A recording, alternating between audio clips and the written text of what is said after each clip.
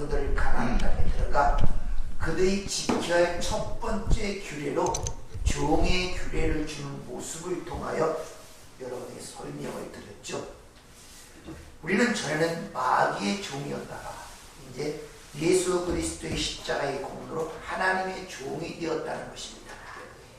따라서 하나님께서 우리를 자유롭게 한다는 말은 우리에게는 그것이 하나의 심판이라는 사실을 여러분이 잘 기억을 하셔야 돼요.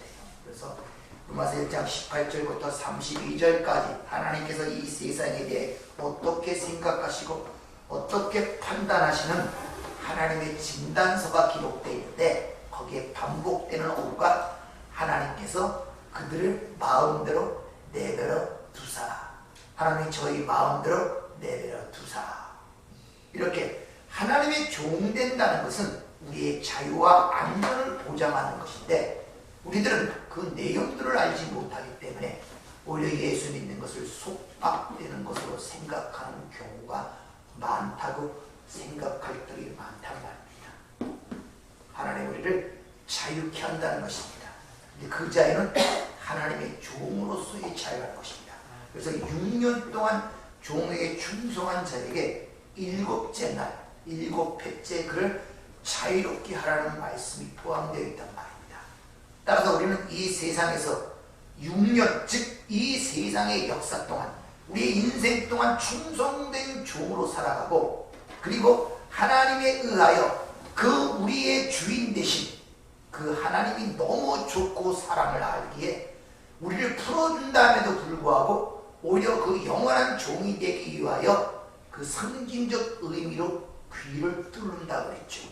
그래서 귀를 뚫는다는 것은 내가 당신의 영원한 종이 되겠습니다 하는 고백과 그 마음이 그 안에 담겨 있단 말이에요. 그래서 금송아지 만들 때 그 재료를 보면 귀에서 뺀 금고리로 만들었다는 것이 바로 금송아지의 영원한 종이 되겠다는 그런 상징적 의미가 거기에 포함이 되어 있고, 하나님 나라라는 베델에 올라갈 때 야곱이 모든 사람들의 귀고리를 떼어 상순이 나무에 묻었다는 의미가 바로 그곳에서 보여지고 있다는 것입니다. 오늘날 여자분들이 귀에 귀고리를 뜯는 것은 내가 당신의 영원한 종이라는 이 성경으로부터 나왔다는 사실을 아셔야 됩니다. 그렇게 하나님께서는 일반적 삶 속에 하나님의 어떤 메시지를 담고 있는 그런 것들을 보는 눈이 열려야 여러분이 오늘 현재의 삶 속에 하나님이 담겨진 진리가 뭔가를 알 수 있단 말이에요. 그래서 우리가 기도할 때 누구의 이름으로? 예수의 이름으로 기도한다 그러죠? 네. 주님이 내 이름으로 기도하라죠. 그 말의 의미가 뭐라고 그랬습니까? 진리를 주세요. 그러니까 내가 하는 이 모든 내용들에 담긴 그 하나님의 진리로 내게 주세요 네. 라는 말이 예수 이름으로 기도한다는 그 말의 내용이라고 산상수를 공부할 때 우리가 배웠음을 잘 기억하시는 바랍니다. 우리가 잘 아는 이 바울의 본 이름은 사울입니다. 사울. 그래서 신약 성경의 반 정도가 이 바울이 썼는데 자기의 본 이름이었던 사울의 이름을 쓰지 않고 모든 서신서가 바울로 쓰여진다는 것을 여러분이 잘 아실 것입니다. 우리가 예수 믿었다 해서 이름을 안 바꾸잖아요. 근데 사울은 자기 이름을 바꿔 바울로 모든 걸 시작하는 것을 우리가 볼 수 있죠. 따라서 이 바울은 자기의 히브리 사람이니까 히브리 사람의 배경을 설명할 때도 본연의 이름인 사울로 소개해야 되는데 절대 자기의 이름 사울이라는 이름을 쓰지 않고 바울이라는 이름을 쓰고 있다는 거예요. 그리고 모든 서신서의 시작이 다 바울, 예수 그리스도의 종된 나 바울은, 또 그리스도 예수의 사도된 나 바울은, 하나님의 부르심을 입은 종된 나 바울은 전부 다 그렇게 시작이 됩니다. 그러니까 지금 바울이 얘기하고자 하는 모든 메시지의 모든 의미가 이 바울이라는 한 단어에 압축되어 있음을 우리에게 의미하고 있단 말이에요. 왜 그렇게 자기 이름을 바울로 내세우고 있는가? 이렇게 자기의 원래 히브리적 이름인 사울이라는 이름을 쓰지 않고 바울이라는 이름을 써 강조하는 이유는 거기에 이유가 있단 말입니다. 바로 다메섹 도상에서 예수님이 바울을 부를 때 그때 사울아 사울아 부르는 모습이 기록했대요. 왜 바울이 사울이라는 이름을 쓰지 않고 바울이라는 이름을 쓰게 되는 그 동기와 원인을 추정해 보면 이 바울이 다메섹 돈상에서 영광의 주님을 만날 때 그 주님이 자신을 부르는 이름이 사울아 사울아였단 말입니다. 사도행전 26장 14절에 보면 그때 만났던 상황을 설명할 때 그때 자기 이름을 사용합니다. 우리가 다 땅에 엎드러짐에 내가 소리를 들으니 히브리 말로 이르되 사울아 사울아 내가 어찌하여 나를 박해하느냐 가시체를 빗발질하기가 내게 고상이라 이렇게 얘기합니다. 즉 예수님과 예수를 믿는 자들을 핍박할 때 그 당시를 회상할 때는 이 사울이라는 이름을 써요. 그리고 그 위에는 전부 다 바울이라는 이름을 쓰고 있다는 것입니다. 우리가 사도행전을 통해서 보았지만 바울은 로마 시민권을 갖고 있던 사람이에요. 그 당시에 로마 시민권을 갖고 있다면 대단한 특권입니다. 심지어 천부장도 나는 간신히 얻었다 할 정도로 바로 그래서 이 바울을 일으킬 때 로마 길리아의 도성 다메섹성 시민이라고 해요. 그래서 아나니아에게 이 사울을 찾아가라고 할 때 길리아성 다소성 시민인 사울 바울을 찾아가라 이렇게 얘기하는 모습이 성경에 기록이 되어 있단 말입니다. 그러니까 로마에서 태어났기 때문에 로마의 시민권을 갖고 있었는데 그래서 로마의 이름이 바로 바울입니다. 그러니까 히브리 이름은 사울이고 로마식 라틴어 이름이 바울이란 말. 두 가지 이름을 원래 갖고 있었단 말이에요. 그런데 바울과 사울이라는 이름을 동시에 갖고 있는데 주님이 그 바울을 부르실 때 사울이라는 이름을 두 번이나 반복하여 사용하는 것을 볼 수 있습니다. 사울아 사울아. 이렇게 히브리스 이름 사울을 반복하여 강조하고 그를 부르는 모습 속에서 그 안에 오늘날 교회에게 주는 메시지가 담겨있단 말이에요. 그냥 이루어지는 일들이 하나도 없어요. 세상에는 우연이라는 것은 있을 수가 없습니다. 특히 성경의 이야기들은 다 하나님의 구속사가 담겨있는 내용들이란 말입니다. 하나에서 열까지 다. 그러니까 주님께서 영광의 주님께서 그 바울을 부를 때 사울아 사울아 두 번 부르는 그 내용 속에는 우리에게 주고자 하는 메시지가 담겨 있었단 말입니다. 자, 이 바울은 베냐민 지파의 사람입니다. 그러면 이스라엘의 12지파가 있죠. 베냐민 지파 중에 가장 뛰어났던 이름이 있습니다. 누굽니까? 제일 승승장구하고 제일 높은 위치에 올라갔던 베냐민 지파는 부와 영광의 상징적 이름을 갖고 있었던 바로 사울왕이에요. 사울왕이 베냐민 지파 사람이란 말입니다. 그래서 베냐민 지파에서는 가장 높은 곳까지 올라갔던 게 사울왕이었기 때문에 사울이라는 이름을 다 지어주고 싶어 했어요. 왜? 자기 자식들이 그런 부와 영광과 인기 있는 길로 올라가는 것이 부모들의 마음 아닙니까? 그래서 바울이 그 부모가 사울이라는 이름을 지어줬다는 것입니다. 사울이 의미가 있는 거예요. 근데 알다시피 구약의 사울왕은 하나님의 선택한 왕이 아니라 백성들이 선택한 왕이었음을 여러분 아십니까? 이스라엘 백성들이 사사시대 가나안 땅에 들어와서 사사시대를 거치는 동안에 이웃 사람들이 보이는 왕을 갖고 있는 걸 보고 그들은 하나님을 왕의 자리에서 밀어내고 사람을 왕으로 택하려고 합니다. 그래서 그들이 선택한 왕이 사울왕이었어요. 근데 그 사울왕의 모습을 성경은 굉장히 뛰어난 사람으로 묘사하고 있다는 것을 우리가 알 수 있습니다. 사무엘상 9장 1절 보면 베냐민 지파 기스라는 이름하는 유력한 사람이 있으니 그는 아비엘의 아들이요 스론의 손자요 베고렛의 증손이요 아비야의 현손이며 베냐민 사람이라. 기스에게 아들이 있으니 그 이름은 사울이라. 준수한 소년이라. 이스라엘 자손 중에 그보다 더 준수한 자가 없고 키가 모든 백성보다 어깨 위만큼 더 컸더라. 키가 어깨만큼 더 컸다는 것은 그 당시의 히브리어의 관용어입니다. 아주 특출나고 월등했단 말이에요. 그 자가 사울이었어요. 그러한 자들을 자기들의 왕으로 심고 싶어하는 것은 예나 지금이나 똑같습니다. 왜? 사람들이 그런 사람들을 추종하고 박수를 보내고 왕으로 삼고 싶어하기 때문에. 그래서 사울이라는 그 말씀 속에는 우리들의 타락한 속성들이 그대로 갖고 있는 모든 걸 함축하는 게 사울이에요. 왜? 다 왕이 되고 싶어 하잖아요. 다 종들을 많아버리고 부와 영광의 고집 꼭대기에 오르고 싶은 것이 이 세상 모든 아담의 군상들의 마지막 목적지가 아닙니까?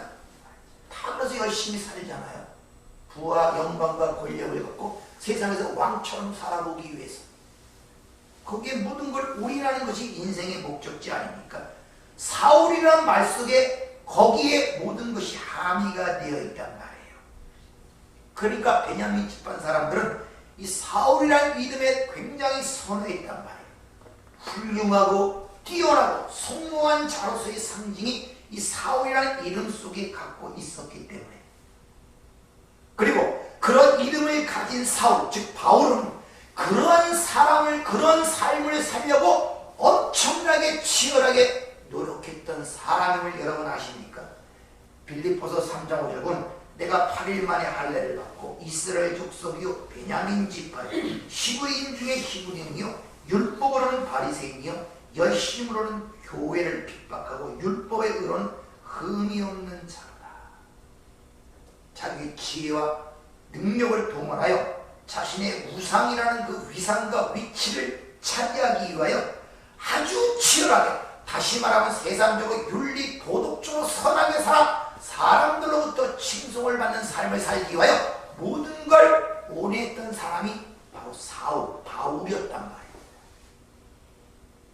웬만한 사람은 내가 율법에 의로는 흠이 없다는 그런 말을 함부로 하지 못해요. 양심에 꺼려서도. 그러나 바울은 내가 율법에 의로는 흠이 없는 자라고 할 정도로 그만큼 치열하게 윤리 도덕적으로 선하게 살았던 사람이란 말입니다. 그게 사울의 삶이에요. 그런데 문제는 뭐냐면 성경은 그런 사람일수록 하나님의 말씀에 순종할 수 없다고 이야기를 하고 있습니다. 로마서 10장 2절 3절을 보면 하나님에 대해서 열심히 있으나 그러나 하나님의 의를 모르고 자기 의를 세우려고 오히려 하나님께 복종치 않는 결과를 낳게 됐다고, 자신이 과거에 살아온 경험을 통하여 자신의 동족들에 대한 안타까움을 그렇게 표현하고 있죠.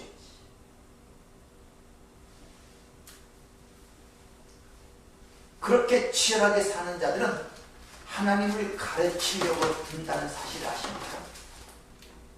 그게 바로 탕자의 비유에 나오는 마다들이에요.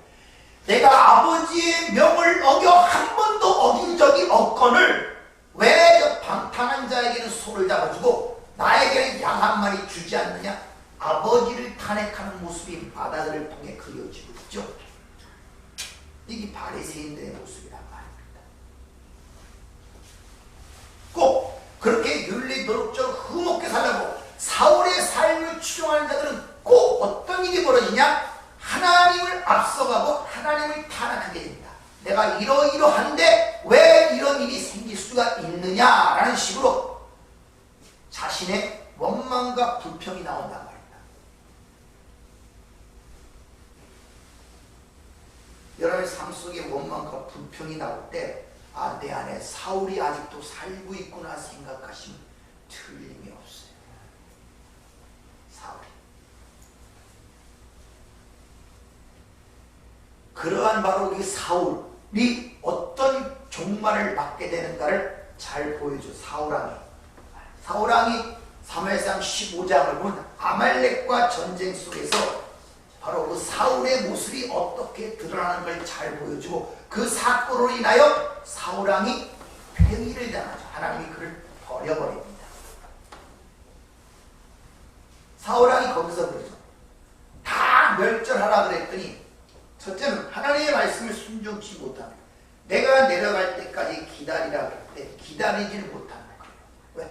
자기의 수중에 월등한 군사도 있고 그들이 쳐들어왔는데 당장 백성들은 쳐들어오는 거 싸워서 물리쳐야 되는데 싸우지 않으니까 백성들은 자꾸 흩어지기 시작한단 말입니다. 그래서 자기 힘으로 싸워서 이겨요. 왜 말씀에 순종 안 했느냐? 거기다가 아가강서부터 모든 걸 멸절하라고 분명히 얘기했음에도 불구하고 아가강도 살려두고 가장 좋은 것들을 살려둡니다. 그리고 자기 기념비까지 세우죠. 그리고 사무엘이 와서 그런 문제를 지적하니까 뭐라고 얘기하냐? 내가 하나님께 좋은 것을 드리려고 남겨뒀다는 말까지 합니다. 그러자고서 유명한 말을 하죠. 순종이 제사보다 낫다는 것이죠. 네. 그 사울은 폐위를 당하죠. 그리고 사울 대신 누구를 세우냐? 누굴 세웁니까? 다윗왕을 세우는 거예요.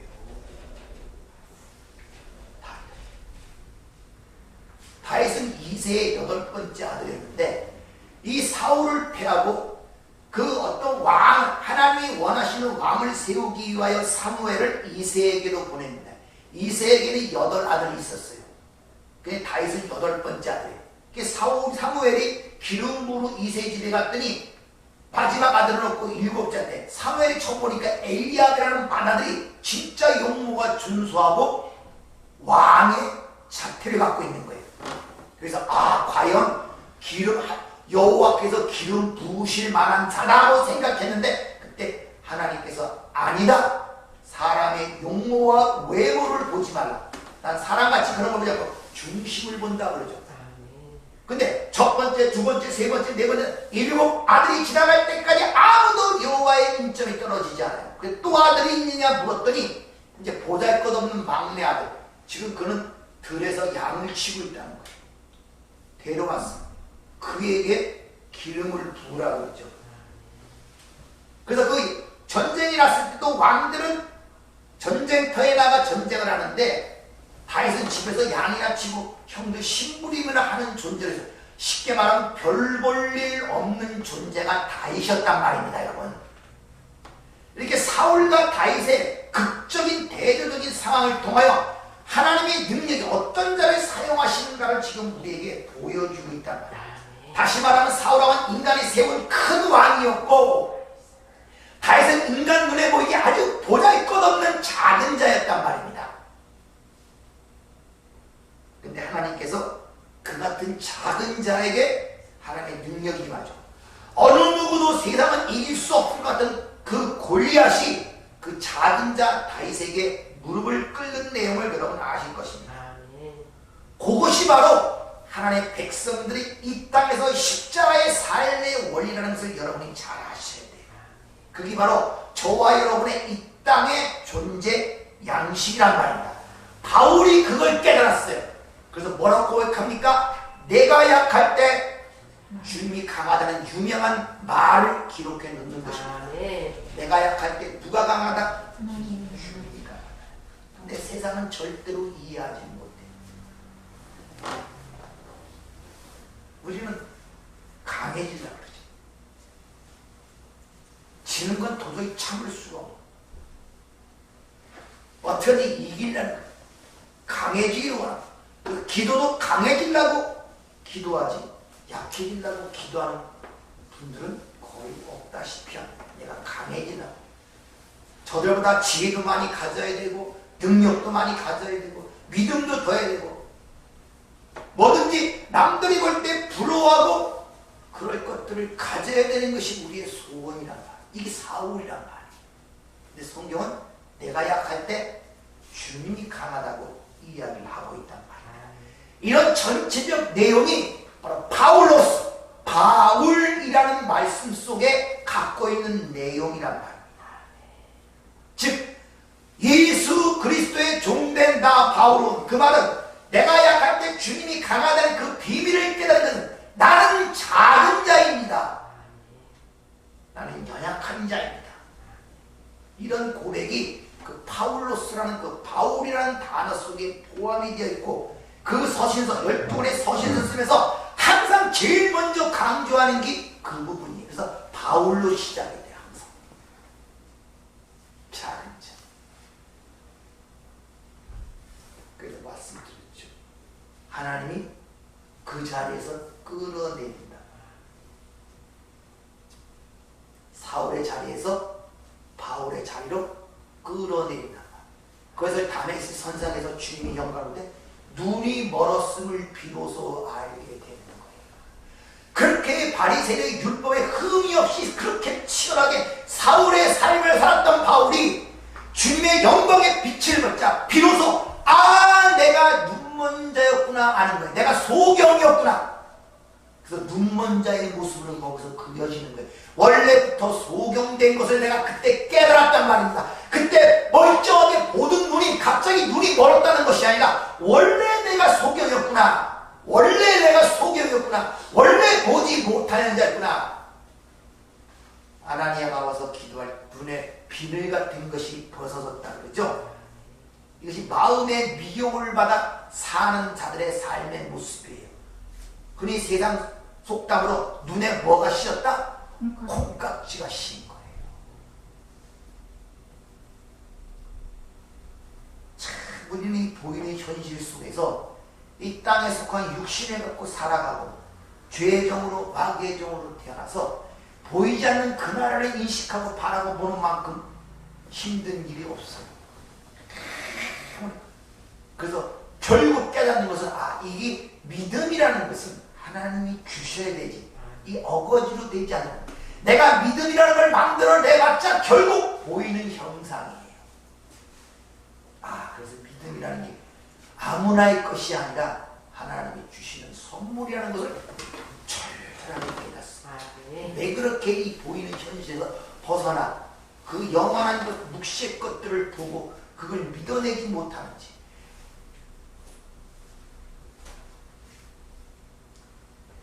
이렇게 큰 자로 살아가던 그 사울을 밤에 선상에 주님께서 그를 찾아와 그의 눈을 여는 사건이 밤에 있습니다. 사울아 사울아, 큰 자로 살고 싶어하고 성공하고 싶어하고 세상의 칭찬과 그런 걸 네 행위로 보는 네 위상과 가치를 찾고 있는 자야, 이런 의미가 사울아 사울하는 그 말씀 속에 포함되어 있단 말입니다. 그걸 폭로시키고 있었단 말입니다. 주님이 찾아와서 맞습니다 주님, 내가 눈이 먼 자였습니다. 나는 본다고 살아갔는데 보는 것이 아니라 소경된 자의 삶을 살았군요. 하나님이 사울의 자리에서 작은 자의 자리 바울로 거기서 끌어내시는 거예요. 작은 자의 삶, 자기 부인의 삶. 여러분들 하나님의 영광을 받으시면 여러분 옛날에 소경이었음을 깨달았습니까? 내가 진짜 소경이었구나. 보지 못하고 살아오면서 보면서 산다고 여기까지 왔구나.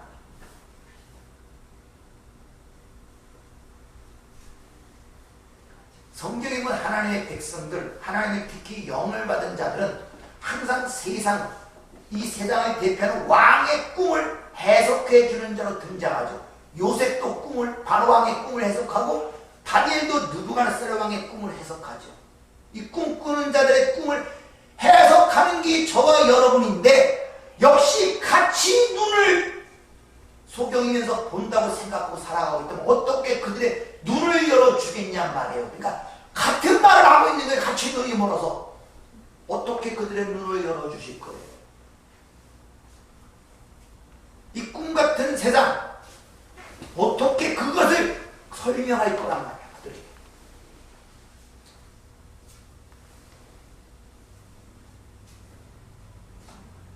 우리도 예전에는 치열하게 사울의 삶을 살려고 그걸 갈망하며 그걸 목적지로 삼아 살았던 것이 저와 여러분이라는 말입니다. 그러나 그런 사울이 예수님을 만나 바울로 끌려나가듯이 똑같이 우리도 사울로부터 바울로 끌려내려가는 과정이라는 것을 여러분이 아셔야 됩니다. 그것이 정상적인 성도의 삶이란 말입니다. 어찌 하나님의 종이 되었는데 내 마음대로 내 삶이 뜻대로 이루어지겠냐는 것이죠. 절대 그렇게 안 일어나잖아. 그거 인지되면은 그것을 자꾸 깨닫게 되면 여러분 삶에 부딪히고 내 뜻대로 안 일어나는 그 모든 일들을 보는 눈이, 시각이 달라진다. 그게 안 달라지면 여전히 고통스러운 거예요.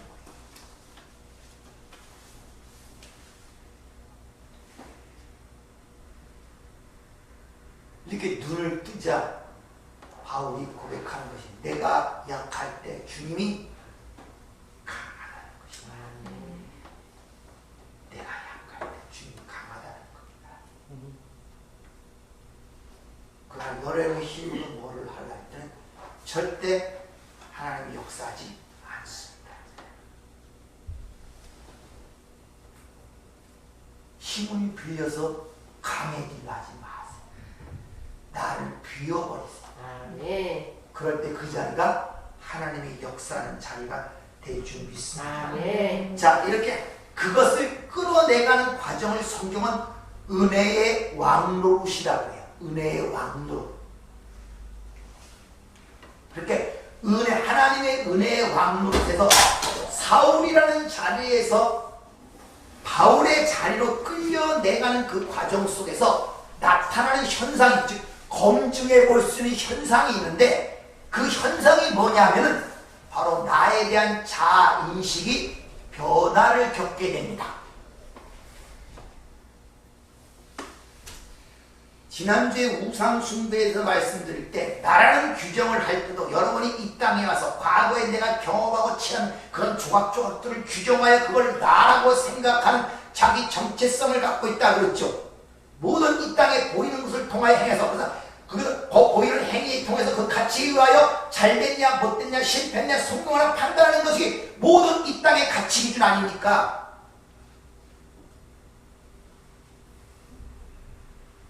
바로 거기서 끌려 내려오는 거예요. 그게 자인식의 변화를 가져온단 말입니다. 바울은 자기가 고백했듯 예전에는 장로의 유전에 얼마나 열심히 했고 바리새인으로 율법으로 흠이 없는 자의 삶을 살았던 겁니다. 세상에서 큰 자란 말입니다. 그러나 그런 사람이 이제 예수를 만나고 바울로 끌려 내려오자 내 자신을 어떻게 평가하는가 보면은 고린도서 15장 8절 맨 나중에 만삭되지 못하여 난 자와 같이 내게도 보이셨느니라. 칠삭동이라고 그래. 자기는 덜된 사람이란 말이에요. 우리나라 색단 속담에서 칠삭동이라 할 때는 뭐라 그럽니까? 못나고 미련하고 뭔가 약간 그간 사람의 칠삭동이라는 어떤 그런 쪽으로 비난을 하잖아요. 만삭되어지 못한 자. 나는 사도 중에 가장 작은 자라. 하나님의 교회를 박해했으므로 사도와 칭함을 받기를 감당치 못할 자니라. 내가 바리새인 중에 바리새인이요 히브리인 중에 히브리인이요 율법에 흠이 없는 자라다는 그 사울이 주님을 만나고 끌려 내려오자 자인식이 되냐? 내가 칠삭봉이네. 사도를 보면 가장 작은 사도 더 작은 자네. 이런 자인식이 변화를 가져오고 더욱더 예수의 사랑과 은혜를 깨닫게 되자 어떤 고백을 하느냐? 디모데전서 1장 15절에 보면은 미쁘다 모든 사람이 받을 만한 이 말이요 그리스도 예수께서 죄인을 구원하시려고 세상에 임하셨도다 하였도다. 죄인 중에 내가 괴수라. 그러나 내가 긍휼을 입은 까닭은 예수 그리스도께서 내게 먼저 일제 오래 참으심을 보이사 후에 주를 믿어 영생에 믿는 자들에게 본이 되게 하려 하시리라. 내가 죄인 중에 괴수라는 꼴로 내려가요. 내가 바로 마귀구나. 이게 자아인식의 변화예요. 어느 구석도 내가 예수 믿고 이만큼 성장하고 이만큼 성장했다고 자랑하는 구절이 한 군데도 없다는 사실을 잘 기억하시기 바랍니다. 그렇다고 사도 바울이 안 변하는 거예요. 변합니다. 계속 변해요. 예수의 흔적을 갖고 있을 정도로 변합니다. 그러나 그것은 내가 한 것이 아니요 내 안에 오직 그리스도가 하셨다는 알기 때문에 절대 자기 자신의 변화를 나타내거나 거기에 평가를 하지 않습니다. 그래서 마태복음 25장의 양과 염소의 마지막 비유에 양과 염소의 특징이 뭐냐? 똑같은 일을 했는데 염소는 우리가 그런 일을 했는데 왜 하지 않았다고 합니까? 따지고 불고 양은 그런 일을 했음에도 불구하고 우리가 언제 그런 일을 했습니까? 요 미묘한 차이가 천국과 지옥을 가르는 차이란 말입니다. 그러나 이것이 사울과 바울의 차이예요. 이게 자아인식의 변화예요. 여러분 어떻습니까? 여러분들은 예수 믿고 자아인식의 변화가 어떻게 변해가고 있습니까? 그렇게 밑에 쪽으로 자기 부인자의 지향점을 향하여 계속 내려가는 게 있습니까? 아니면 계속 어떤 힘을 통하여 힘을 보이고 사울의 쪽으로 나가려고 하고 있습니까?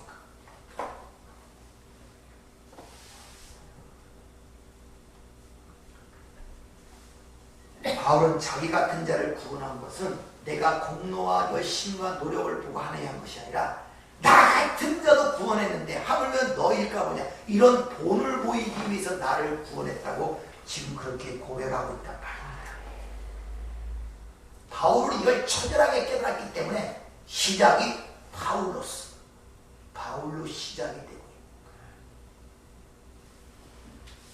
그 유약하기를 내가 약할 때 주님이 강하다. 그래서 잘 아시는 빌립보서 3장에 보면은 자기 고백을 하죠. 내가 예수 그리스도를 만나고 나니 그분의 은혜와 그분의 십자가만을 붙들어야 한다는 사실을 깨달아서 그전에 내가 그렇게 내게 유익하고 내가 자랑하던 것을 똥으로 여겨버렸다 이렇게 얘기하죠.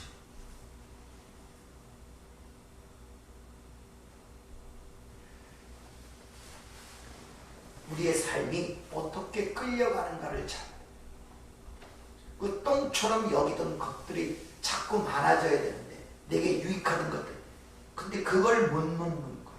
힘들어지. 하나님은 끌어내시는데 난 자꾸 위로 올라가려고 하고 종을 많이 만들어놔 내 세력을 그거 하려고 그러죠.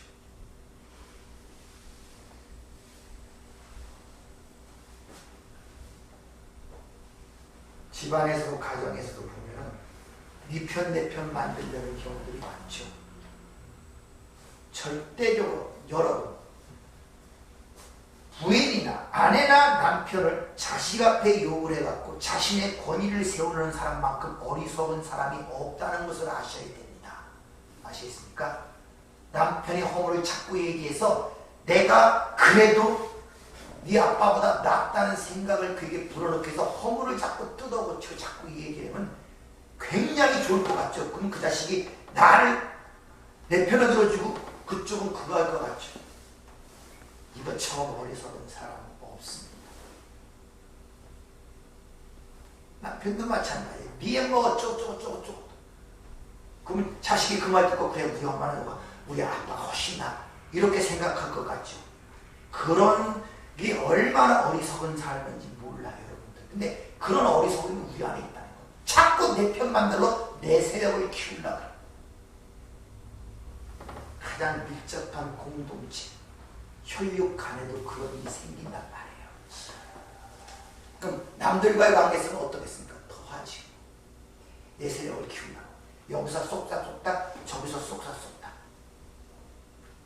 2조 500년 망하는 것이 역사학자들이 대부분 첫 번째 이유로 꼽는 게 뭔지 아십니까? 사색당 뻔히 옳은 줄 알면서 너와 나와 다르다는 걸 주장하기 위하여 무조건 반대하는 거예요. 이게 이면 그것 때문에 나라가 나라 꼬라지가 그렇게 되는 거예요. 그런 교훈을 통해 배우질 못해. 또 구시탐 니당 내당 따지고 정부가 그렇잖아요. 뭐가 옳고 역사를 통해 배운 게 없어. 일제 36년이라는 그 악소리 나는 그거 유교라는 엄청난 그 천당한 장사 전쟁의 패였더미 위에 세워진 그 세월이 겨우 몇 년 됐습니까? 그거 잊어버리고 언제 잘 살게 됐다고 그렇게 서로 쥐어갖고 싸웁니까?